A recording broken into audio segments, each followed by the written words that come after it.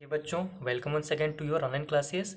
Last video में हमने exercise 11 ए का क्वेश्चन नंबर 17 तक आपको अच्छे से समझा दिया था कि बिना फॉर्मूला रटे कैसे इन क्वेश्चंस को सॉल्व कर सकते हैं। इस वाले वीडियो में हम क्वेश्चन नंबर 18 और उससे आगे जितने भी क्वेश्चंस हैं उन सभी को सॉल्व करेंगे। अगर आपने हमारे पिछले वीडियोज़ को नहीं देखा जहाँ मैंने आपको बेसिक कॉन्सेप्ट समझाया था तो उनका लिंक मैंने नीचे डिस्क्रिप्शन में दे दिया है, वहाँ से भी जाकर के आप देख सकते हैं, या ऊपर आई बटन में क्लिक करेंगे तो वहाँ पर भी आपको मिल जाएगा। आइए स्टार्ट करते हैं। क्वेश्चन नंबर 18 क्या दिया हुआ हमें? Mohit sold a watch to Karim at a gain of 10% and Karim sold it to Rahim at a gain of 4%। यानी कि मोहित ने एक वॉच खरीदा और उस वॉच को उन्होंने क्या किया, मोहित ने करीम को बेच दिया 10% का प्रॉफिट लेकर के। गेन का मतलब क्या होता है? प्रॉफिट होता है। और फिर करीम ने जितने में भी खरीदा था उन्होंने क्या किया कि उसी वॉच को रहीम को बेच दिया 4% और ज़्यादा प्रॉफिट लेकर के। यानी जितना में उन्होंने करीम ने मोहित से लिया उसका और ज़्यादा 4% लेकर के उन्होंने रहीम को बेच दिया। तो हमसे आगे कहा जा रहा है इफ़ रहीम पे 14,300 फॉर इट, यानी कि रहीम ने कितना पे किया? 14,300 दिया उस वॉच के लिए। For how much did Mohit purchase it? तो बताइए कि मोहित ने जो स्टार्टिंग में जिन्होंने बेचा था उन्होंने कितने में उस वॉच को खरीदा था, ये हमसे पूछ रहा है। तो वही बात होगी, यहाँ पर भी कई सारे मेथड्स होते हैं मैथ्स को सॉल्व करने के। सबसे ईजी मेथड जो है, आइए मैं आपको उससे समझा देता हूँ इसे सॉल्व करना।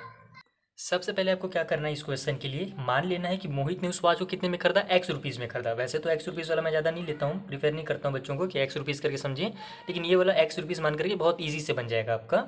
तो यहाँ पर मान लेते हैं हम कि क्या किया उन्होंने, मोहित ने एक्स रुपीज़ में वॉच खरीदा। तो फिर क्या हुआ था कि उन्होंने, अब देखो यहाँ पर हमने जब इस तरीके से मान लिया ना तो हमारे पास एक इक्वेशन बन गया, क्योंकि मोहित ने एक्स रुपीज़ का ही 10% प्रॉफिट लेकर के उस वॉच को करीम को बेचा था। तो ठीक है, एक चीज़ अपने को मैंने हमेशा बताया है पिछले वाले वीडियोज़ में कि जो स्टार्टिंग प्राइस होता है वो कितना परसेंट होता है? अपने आप में 100% होता है। उसके बाद अगर प्रॉफिट हो रहा है तो वो प्लस हो जाता है, जितना भी प्रॉफिट हो रहा है जितना परसेंट भी, और अगर लॉस हो रहा है तो उतना परसेंट माइनस हो जाता है। तो यहाँ पर देखो कि जब मोहित ने एक्स में खरीदा, ये खुद में 100% है, उसके बाद 10% लेकर के करीम को बेचा, तो करीम को कितने में मिलेगा? 110% में मिलेगा। समझ में आ रहा है बात ना? तो 110% को हम क्या लिखते हैं? 110 डिवाइड बाई 10, 100 लिखते हैं, परसेंट के जगह में डिवाइड में 100। और उसके बाद फिर करीम ने क्या किया, रहीम को उसी वॉच को 4% और ज़्यादा में बेच दिया। यानी कि 110 में 4 और ऐड कर दो तो कितना हो जाएगा? 114 हो जाएगा, और परसेंट के जगह में हम डिवाइड में 100 लिखते हैं। और लास्ट में उन्होंने कितना पे किया था? तो 14,300 रुपीज़ पे किया था। इस तरीके से आपका ये इक्वेशन बन गया। मोहित ने जो परचेज किया उसमें 10% हमने ऐड कर दिया तो ये हो गया करीम का प्राइस, और करीम वाले में 4% और ऐड कर दिया तो ये हो गया हमारे रहीम का प्राइस जिन्होंने पे किया था 14,300 रुपीज़। अब बस इसी क्वेश्चन को सॉल्व करना है और आपका आंसर आ जाएगा। ठीक है, तो आइए इसको जल्दी से सॉल्व कर लेते हैं। एक चीज़ यहाँ पे जरूर ध्यान रखिएगा, जो मैंने गलती किया वो मत कीजिएगा आप, कि ये जो है हमारा ना, जो रहीम ने लिया उन्होंने 4% ज़्यादा में लिया, तो यहाँ पर हम 104 लिखेंगे ना कि 114। यानी कि जो हमारा मोहित का रेट है, ठीक है, उसी में हम केवल 4% प्लस कर देंगे तो वो हो जाएगा हमारा 104 प्लस होकर कितना हो जाएगा हमारा? 104 हो जाएगा, ना कि 114। बस ये अब करना है। अब उसके बाद इसको जल्दी से सॉल्व कर लीजिए, जो भी कट हो रहा है कट कर लीजिए, और जो ट्रांसफर हो रहा है उसको ट्रांसफर कर लीजिए। ये जीरो कट हो रहे थे, इसको कट कर लीजिए आपस में। उसके बाद ये 100 और 104 किससे कट हो जाएगा? हमारा 4 से कट हो जाएगा। 4 के टेबल में हम जानते ही 100 आता है 25 टाइम पे, 25 4 100, और ऊपर में हमारा जब 100 25 टाइम पे आ रहा है तो 104 कितना टाइम पे आएगा? 26 टाइम पे आएगा। तो ऊपर लिख लेते हैं हम 126। और कुछ कट रहा है क्या? अब नहीं कट रहा। हाँ, ये दोनों कट हो रहे हैं यहाँ पर, तो यहाँ पर आप चाहे तो इसको यहाँ पे भी कट कर सकते हैं या फिर आगे चल करके कट कर सकते हैं। ठीक है, तो चलिए हम यहीं पे कट कर लेते हैं इसको, कि ये हो जाएगा हमारा 2 के टेबल में दोनों कट हो रहे हैं, तो 2 के टेबल में 13 टाइम में 26, और फिर ये हो जाएगा 2 5 जा 10। अब कोई भी कट नहीं हो रहा, डिनोमिनेटर न्यूमिनेटर। अब जितना बच गया उसको उधर ट्रांसफर कर लेते हैं। तो x इक्वल टू पहले से हमारे पास है 14,300। ये जितने भी डिनोमिनेटर में है राइट साइड में आते हैं तो क्या हो जाते हैं? न्यूमिनेटर में हो जाते हैं। तो मल्टीप्लाई 5 हो जाएगा, और मल्टीप्लाई ये 25 हो जाएगा, और नीचे में हमारे पास क्या क्या बच जाएंगे? ये 11 आ जाएगा नीचे में, और फिर मल्टीप्लाई 13 आ जाएगा नीचे में। इतना समझ में आ गया बात? अब इसको जल्दी से सॉल्व कर दीजिए। तो देखिए ये 11 से भी कट हो रहा है और 13 से भी कट हो रहा है। 143 जो है हमारा 11 के टेबल में भी आता है, जैसे कि 11 1 जा अगर हम कट करें तो 11 1 जा 11 हो जाएगा नीचे, और ऊपर में हमारे पास 11 1 जा 11 होगा, 3 बच जाएगा वो इधर चल जाएगा और इसे 33 बना देगा। तो 11 3 जा 33, और ये 20 उतर जाएंगे। समझ में आ गया बात? अब ये 13 से देखो 13 कट हो रहा है हमारा, तो 13 1 जा 13, और ऊपर में भी 13 1 जा 13 हो जाएगा, और ये 20 जो है हमारे वो उतर जाएंगे। ठीक है, अब हमारे पास क्या क्या बच गया? x इक्वल टू 100 बच गया। डिनोमिनेटर देखो अब क्लियर हो गया। न्यूमिनेटर में 100 मल्टीप्लाई 5 और मल्टीप्लाई 25 है। तो 5 का 25 टाइम हम टेबल पढ़ते हैं तो कितना आ जाता है 125 आता है। 25 5 जा 125 और 125 में हम यहाँ 100 से मल्टीप्लाई करना है यानी कि 20 बढ़ा देना है। तो बस हमारा x इक्वल टू आ गया 12,500 रुपीज़। और x क्या था हमारा, इसी को तो हमने माना था कि मोहित ने परचेस किया है x रुपीज़ में। तो बस यही आपका आंसर निकल गया। तो देखा आपने, बिना कोई भी डाउट के ईजी तरीके से इससे आंसर आपका निकल जाएगा अगर इस मेथड से आप यहाँ पे सॉल्व करते हैं। तो लास्ट में आप लिख भी सकते हैं कि मोहित परचेज द वॉच एट ₹12,500। इस तरीके से कोई भी आप छोटा सी स्टेटमेंट जो क्वेश्चन में दिया रहता है, जैसे मैंने आपको सिखाया हमेशा बनाने के लिए, उस तरीके से बना सकते हैं। आइए क्वेश्चन नंबर 19 सॉल्व करते हैं। क्वेश्चन नंबर 19 में हमसे कहा जा रहा है कि इफ़ द मैन्युफैक्चरर गेन, ठीक है, मैन्युफैक्चरर गेन 10%, यानी कि जो बना रहा है, मैन्युफैक्चरर किसको कहते हैं, बनाने वाले को। जैसे ये हमारे पास पेन है तो इसे किसी न किसी ने बनाया होगा, किसी भी फैक्ट्री ने, ठीक है। तो वही हमसे कहा जा रहा है कि जो मैन्युफैक्चरर हैं उन्होंने कितना गेन किया, कितना प्रॉफिट कमाया किसी भी सामान को बनाने पर, 10%। उसके बाद होलसेल डीलर जो हैं, ठीक है, उन्होंने कितना परसेंट कमाया, तो 15% कमाया। और उसके बाद फिर रिटेलर जो हैं उन्होंने 25% कमाया, ठीक है। तो then what is the production cost of washing machine whose retail price is 37,950। यानी कि देखो हमसे ये पूछा जा रहा है यहाँ पर कि एक वॉशिंग मशीन है, इस पेन को आप थोड़ी देर के वॉशिंग मशीन मान लो, इसको किसी ने बनाया तो उन्होंने क्या किया कि जितना भी उनको खर्च लगा उसका 10% ज़्यादा लेकर के उन्होंने बेचा, जिसको हम मैन्युफैक्चरर कहते हैं। और उसके बाद फिर उन्होंने जिसको बेचा था तो वो तो एक आदमी को बेचेगा नहीं, दुकान वाले को जाकर के, वो क्या करेगा, बड़े वाले मतलब कि कोई जो सेठ होते हैं, ठीक है, जिनके पास बहुत सारे सामान होता है, जिसको हम रिटेलर कहते हैं, होलसेलर कहते हैं, ठीक है, तो उसे बेचेगा वो, जो कि बहुत सारे वॉशिंग मशीन कर दिया, 50 पीस 100 पीस इस तरीके से वॉशिंग मशीन कर दे, तो उसको बेचा।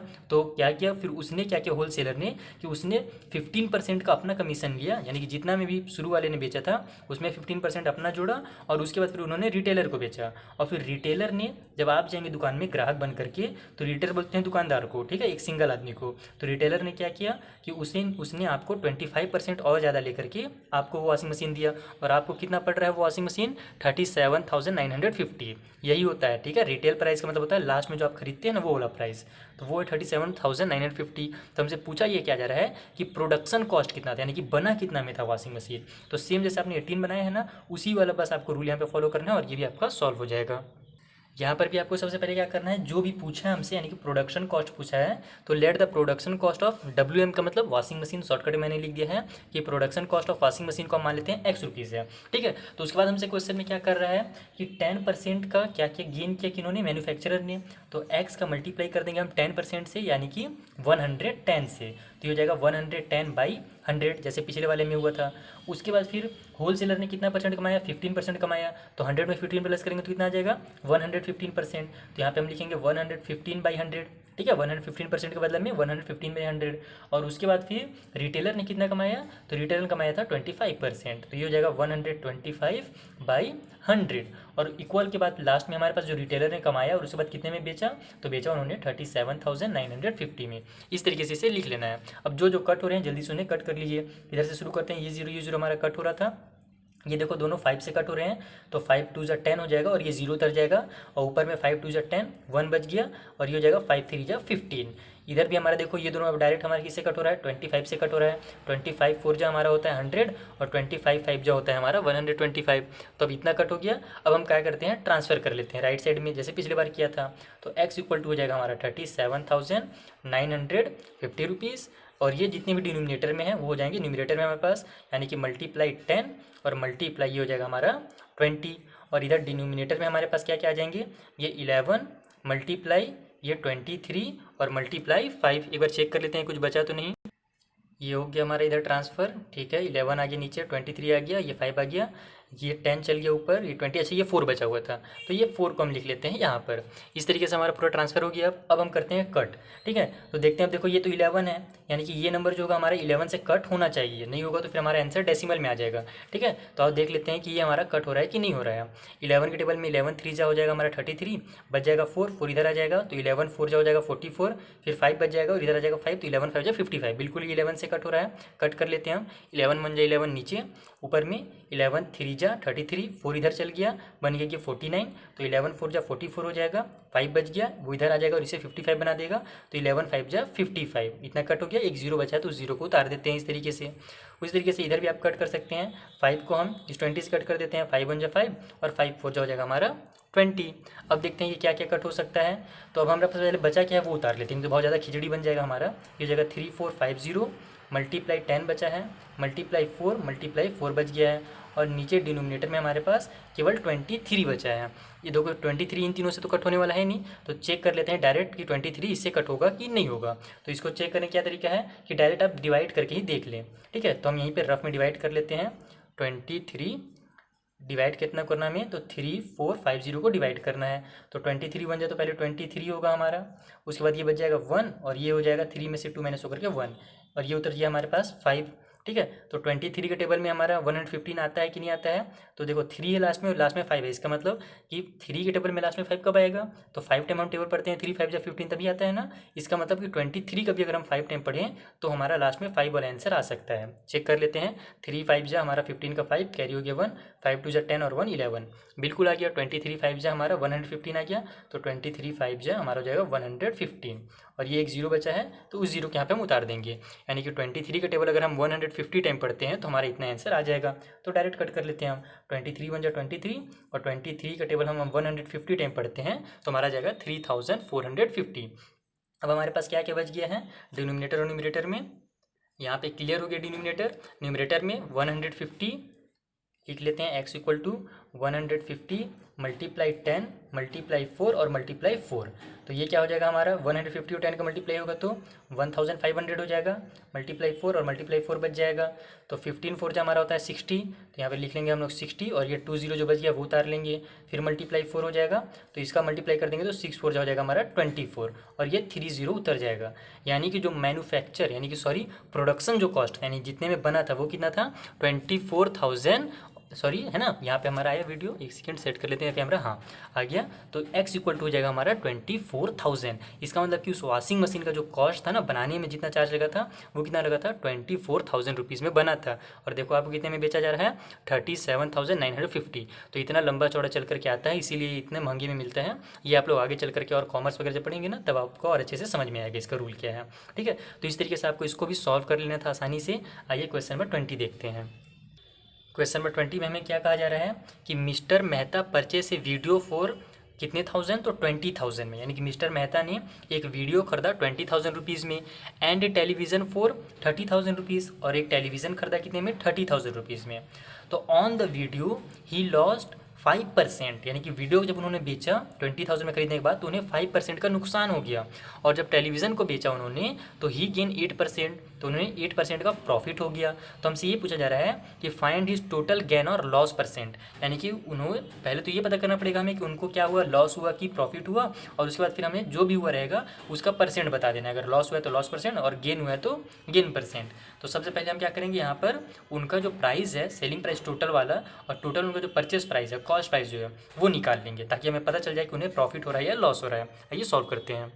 सबसे पहले हम क्या करेंगे, लिख लेते हैं कि जो जो चीज़ हमें दिया हुआ है, कॉस्ट प्राइस दिया हुआ है वीडियो का 20,000 और कॉस्ट प्राइस दिया हुआ है टेलीविज़न यानी टीवी का 30,000, तो हम निकाल लेंगे कि टोटल कॉस्ट प्राइस दोनों का है वो कितना हो रहा है। तो यहाँ पर शॉर्टकट में हम लिख लेते हैं टोटल कॉस्ट प्राइस, ठीक है। तो टोटल कॉस्ट प्राइस कितना हो रहा है 20,000 और 30,000 50,000 रुपीज़ डायरेक्ट। तो ये हो गया उनका टोटल कॉस्ट प्राइस, यानी टोटल उन्होंने 50,000 रुपीज़ खर्च किया था। अब हम निकालते हैं कि सेलिंग प्राइस कितना है वीडियो का और सेलिंग प्राइस कितना है टीवी का।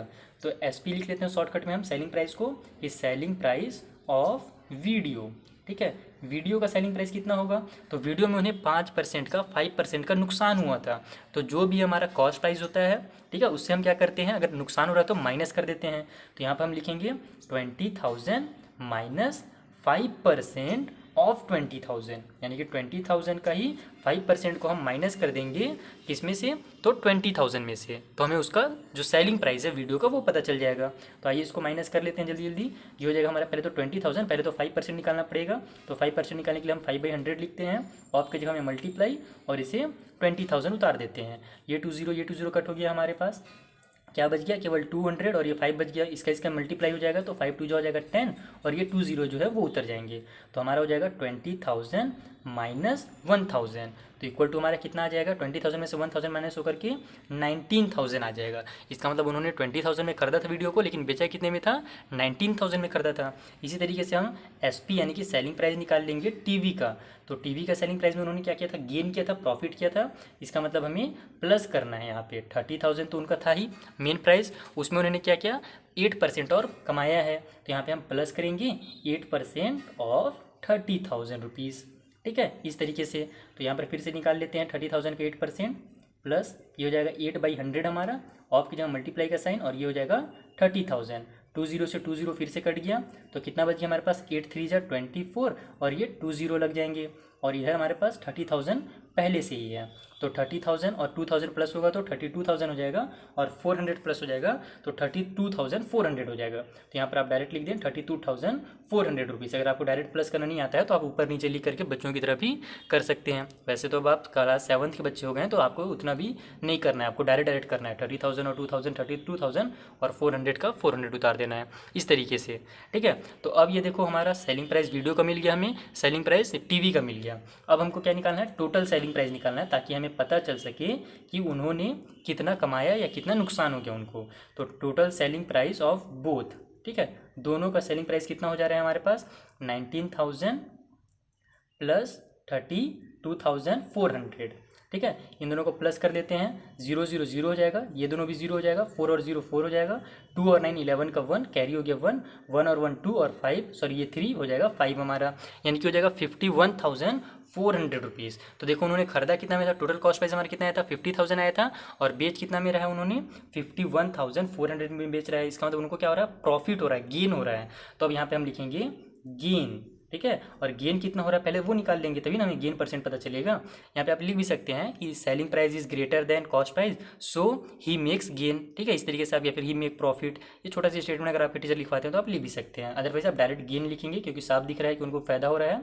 तो गेन इक्वल टू, अब गेन कितना का हो रहा है, तो 51,400 में से हम माइनस कर देंगे 50,000, तो हमें पता चल जाएगा कि उनको कितने का प्रॉफिट हो रहा है, गेन हो रहा है। तो 51,000 में से 50,000 माइनस होकर कितना आएगा, 1,000, और ये 400, यानी कि 1,400 का उन्हें क्या हुआ था, प्रॉफिट हुआ था। इस तरीके से आपको निकालना है पहले गेन। लेकिन हमसे बस इतना ही नहीं पूछा है, हमें से इससे आगे भी क्या पूछा जा रहा है कि अब ये बताइए कि उनको गेन परसेंट कितना हुआ है। तो गेन परसेंट निकालने के लिए हम क्या करते हैं कि जितना गेन हुआ है उसको ऊपर लिखते हैं, और जो स्टार्टिंग प्राइस है यानी कि कॉस्ट प्राइस जिसको हम कहते हैं उसको नीचे लिखते हैं, और मल्टीप्लाई कर देते हैं 100% से। आइए कर देते हैं, इस तरीके से लिखना है आपको, गेन परसेंट, डायरेक्ट लिखना है, ज़्यादा स्टेटमेंट बार बार नहीं लिखना है यहाँ पे आपको, क्योंकि सॉल्व करने में बहुत टाइम लग रहा है। स्टेटमेंट और लिखेंगे बड़ा बड़ा ना, तो बहुत ज़्यादा टाइम लग जाएगा। तो यहाँ पे डायरेक्ट लिखेंगे 1400, जो कि ऊपर में रहेगा। खरीदा कितने में गया था, तो 15,000 रुपीज़ में खरीदा गया था, तो 15,000 हम लिख देंगे नीचे में, और मल्टीप्लाई हो जाएगा हमारा 100% से, ताकि हमें गेन परसेंट पता चल जाए। ठीक है, ये 20 से ये 20 कट हुए, ये 20 से ये 20 कट हो गए, तो क्या बच गया हमारे पास, 14/5 बच गया। अब इसको आप मिक्स फ्रैक्शन में भी लिख सकते हो, डेसिमल में भी लिख सकते हो, जिसमें भी लिखना चाहो। तो दोनों के लिए आपको क्या करना पड़ेगा, डिवाइड देना पड़ेगा इन्हें, क्योंकि ये पूरा यहाँ पे आप कट हो नहीं रहा है। तो अब इसको आप डिवाइड दे देना, रफ में डिवाइड देना, खास करके याद रखना। ये नहीं कि डिवाइड में यहाँ पे दे रहा हूँ तो आप भी यहाँ पे दे दो, फेयर वगैरह में यहाँ पे डिवाइड नहीं दिया जाता है, रफ में किया जाता है। तो ये हो जाएगा 5 2 आपका 10, बच जाएगा 4, डेसिमल लग जाएगा, यहाँ 0 बढ़ जाएगा, तो 5 8 हो जाएगा हमारा 40। इसका मतलब 2.8% क्या है उनका फ़ायदा हुआ, तो 2.8% का उन्हें गेन हुआ। इस तरीके से आपको यहाँ पे आंसर निकालना था। आई होप आपको समझ में आया होगा कैसे कैसे करना है। थोड़ा सा लंबा प्रोसेस है, लेकिन अगर आपने पिछले वीडियोस को देखा होगा और आपको कॉन्सेप्ट क्लियर होगा तो आपसे ये पक्का है कि सॉल्व हो ही जाएगा। आइए क्वेश्चन नंबर 21 देखते हैं क्या दिया हुआ है। क्वेश्चन नंबर 21 में क्या कहा जा रहा है हमसे कि बाई सेलिंग 36 ऑरेंजेस, यानी 36 ऑरेंजेस को बेचने के बाद a vendor suffer a loss equal to the selling price of 4 oranges, यानी कि जितना भी सेलिंग प्राइस था ना 4 ऑरेंजेस का, उतना को उन्हें नुकसान हो गया। जो दुकानदार थे, बेचने वाले वेंडर जो थे, विक्रेता, उन्हें क्या हुआ कि 36 ऑरेंज जब उन्होंने बेचा तो उनको क्या हुआ, इस बार प्रॉफिट नहीं हुआ, 4 ऑरेंजेस का जितना भी सेलिंग प्राइस निकलता ना उतने का नुकसान हो गया। तो हमें बताना है कि बताइए उन्हें कितने % का नुकसान हुआ।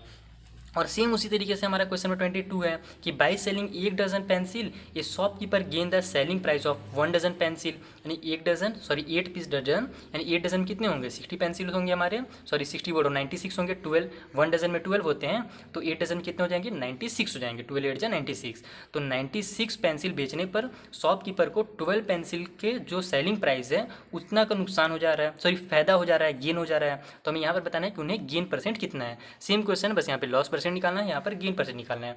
दोनों का तरीका सेम टू सेम है। आइए इनमें से कोई सा भी एक, जैसे 21 वाला ही जो लॉस वाला है, क्योंकि लॉस वाले में बच्चे कन्फ्यूज़ हो जाते हैं थोड़ा सा, तो इसको ही मैं आपको समझा देता हूँ। यहाँ पर भी एक मेथड दिया हुआ है, लेकिन इसमें आप थोड़ा सा ज़्यादा कन्फ्यूज़ हो जाएंगे, ठीक है। तो मैं आपको जो नॉर्मल मेथड है, ईजी मेथड, उससे समझा देता हूँ इसे। सबसे पहले आप क्या करो ना कि सीपी मान लो, कॉस्ट प्राइस मान लो एक ऑरेंज का कितना होगा, एक्स रुपीज़ होगा, ठीक है। तो 36 पीस ऑरेंज का कॉस्ट प्राइस कितना हो जाएगा, अगर एक पीस ऑरेंज का एक्स रुपीज़ है तो 36 का 36 एक्स हो जाएगा। तो यहाँ पे हम लिख लेंगे सीपी ऑफ 36 ऑरेंजेस, ठीक है, इस तरीके से। तो ये हमारा वन पीस का एक्स रुपीज़ है, तो 36 का 36 एक्स रुपीज़ हो जाएगा।